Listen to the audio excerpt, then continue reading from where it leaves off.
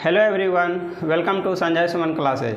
हम लोग SSC sub inspector in Delhi police and CAPF का इंग्लिश पेपर सॉल्व कर रहे हैं। तो उसी सीरीज में नेक्स्ट क्वेश्चन देखते हैं। तो ये कॉमन इरर से रिलेटेड क्वेश्चन पूछा गया है। I remember a friend to me buying several pairs of shoes at a sale. मैं याद करता हूँ मेरे एक मित्र को buying several pairs of shoes at a sale, जो कि मिला था एक सेल में विभिन्न जोड़े जूते खरीदते हुए।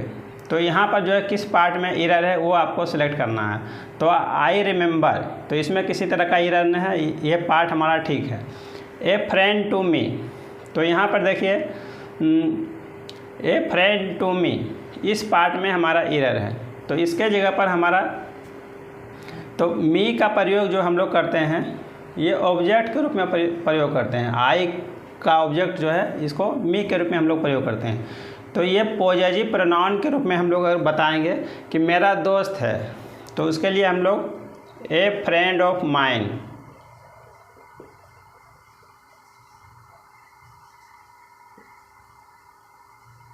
तो ये पॉजेसिव प्रोनाउन के रूप में प्रयोग होगा।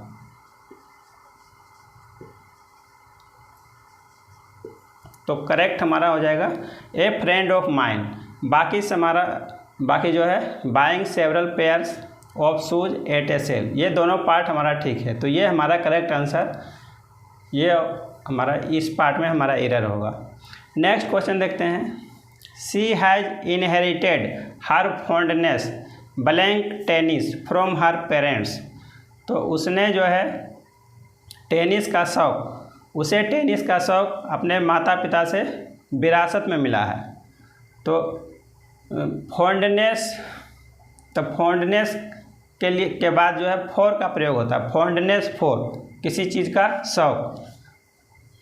तो फॉन्डनेस जो होता है ये नाउन के रूप में प्रयोग होता है, एब्स्ट्रैक्ट नाउन। और इस चीज़ में अक्सर कन्फ्यूजन हो जाता है फॉन्डनेस और फोर में, फॉन्डनेस और फोर। तो फोर अगर फॉन्ड, तो किसी चीज़ का शौक़ होता है, तो फॉन्ड इसका भी मतलब होता है शौक़। फॉन्ड का प्रयोग एडजेक्टिव के रूप में प्रयोग होता है।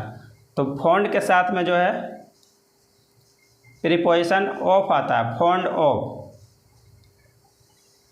और फॉन्डनेस के साथ जो है फॉर का प्रयोग होता है।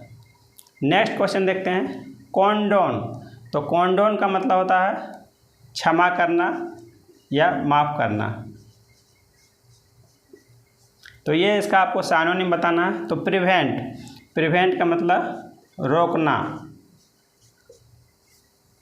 फॉरबिड, फॉरबिड का मतलब मना करना। फॉरगिव, फॉरगिव का भी मतलब होता है क्षमा करना। इम्पोज, इम्पोज का मतलब किसी के ऊपर आरोप लगाना। तो कॉन्डोन मतलब क्षमा करना, तो उसका करेक्ट सिनोनिम हो जाएगा फॉरगिव। फॉरगिव का मतलब भी क्षमा करना। नेक्स्ट क्वेश्चन देखते हैं। वन हु चेंज साइड्स, जो अपना साइड बदलता है उसको हम लोग क्या कहेंगे। ये वन वर्ड सब्स्टिट्यूशन से रिलेटेड क्वेश्चन पूछा गया है। तो टर्न कोट, तो टर्न कोट का मतलब होता है दल बदलू। तो पहला ही ऑप्शन हमारा करेक्ट हो जाएगा।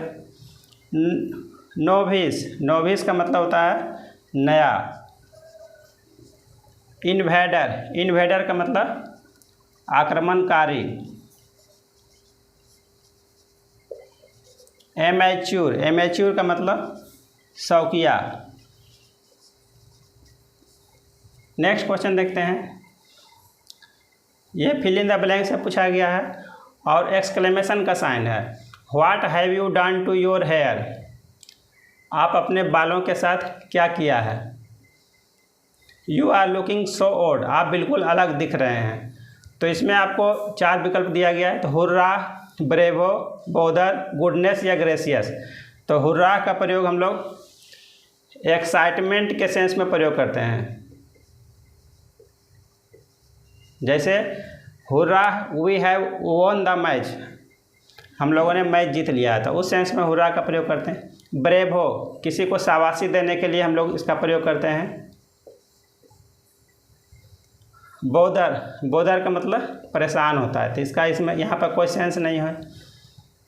गुडनेस या ग्रेसियस, तो इसका प्रयोग जो है किसी को सरप्राइज देने के लिए हम लोग प्रयोग करते हैं। तो यहाँ पर जो है किसी से सरप्राइज में हम लोग पूछ रहे हैं, what have you done to your hair, आप अपने बालों को क्या किया है। You are looking so old, तो यहाँ पर करेक्ट हो जाएगा गुडनेस ग्रेसियस। नेक्स्ट क्वेश्चन देखते हैं। I want to learn yoga when I was in school, मैं योगा सीखना चाहता हूँ जब मैं स्कूल में था। तो यहाँ पर जो ये सेंटेंस है आपका ये गलत हो रहा है। इसमें ये जब पास्ट टेंस में है तो ये भी आपका पास्ट टेंस में होगा। तो पहला एरर आपका ये हो गया। वांट टू के जगह पर क्या सब्स्टिट्यूट हम लोग कर सकते हैं वो आपको देखना है। तो नीड टू, मुझे ज़रूरत है, मुझे योगा सीखने की ज़रूरत है जब मैं स्कूल में था, ये भी सेंटेंस गलत हो जाएगा। आई यूज टू लर्न योगा, मैं योगा सीखा करता था जब मैं स्कूल में था, ये सेंटेंस के अनुसार ये करेक्ट हो गया।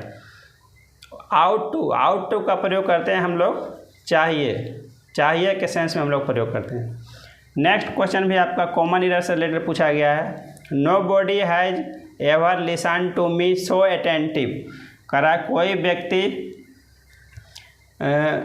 हमें इतना ध्यान से अभी तक नहीं सुना है। तो इसमें जो है किस पार्ट में एरर है। नो बॉडी हैज़, तो नो बॉडी के साथ हैज़ का प्रयोग ये बिल्कुल करेक्ट है। एवर लिसन्ड ये भी करेक्ट है। टू मी ये पार्ट में भी कोई एरर नहीं है। तो एरर जो है हमारा इस पार्ट में है, सो अटेंटिव। तो सो का प्रयोग जो है एडवर्ब में होता है, एडवर्ब ऑफ डिग्री।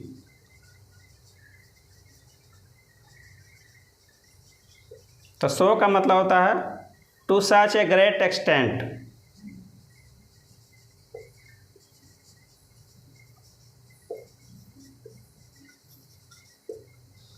तो एडवर्ब सो जो है इसका एडवर्ब के रूप में प्रयोग होता है। और अटेंटिव, अटेंटिव जो है यहाँ पर एडजेक्टिव के रूप में प्रयोग किया गया है ये। तो इसके जगह पर जो है एडवर्ब आ जाएगा सो अटेंटिवली, तब हमारा ये पार्ट करेक्ट हो जाएगा। तो इस पार्ट में एरर है, तो ये हमारा करेक्ट, इस पार्ट ये हमारा आंसर हो जाएगा। नेक्स्ट क्वेश्चन देखते हैं। डिसहार्टेन, डिसहार्टेन इसका आपको एंटोनिम बताना है। तो डिसहार्टेन का मतलब होता है हतोत्साह करना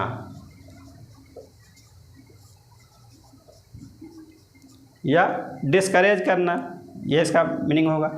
इसका आपको एंटोनिम बताना है। तो इनडिस्पोज, तो किसी कार्य के लिए अनफिट होना, तो टू मेक अनफिट, इसका मतलब होता है टू मेक अनफिट, किसी कार्य के लिए अनुपयुक्त होना।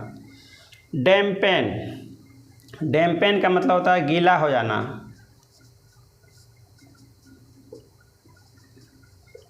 इनकरेज मतलब उत्साह बढ़ाना। हम्बल, हम्बल का मतलब विनम्र हो गया। तो डिसहार्टेन का मतलब हतोत्साह करना, किसी को डिस्करेज करना। तो इसका एंटोनिम हो जाएगा इनकरेज मतलब उत्साह बढ़ाना। तो ये हमारा करेक्ट आंसर हो जाएगा। तो इस तरह से हम लोग इंग्लिश पेपर को सॉल्व करेंगे। अब आगे हम लोग नेक्स्ट क्लास में देखेंगे। Thank you for watching.